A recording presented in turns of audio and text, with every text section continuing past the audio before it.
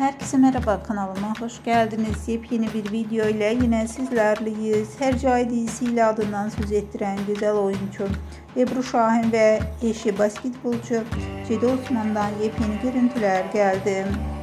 Çiftin bu görüntüleri sosyal medyada büyük ilgi gördü. Fotoğraflara kısa sürede binlerce beğeni ve yorum geldi. İşte o görüntüleri sizlere sunuyoruz. Umarız videomu beğenirsiniz. Değerli takipçiler, videomu beğenmeyi, kanalıma abone olup bize destek olmayı lütfen unutmayın. Bir sonraki videoda görüşmek üzere. Hoşça kalın.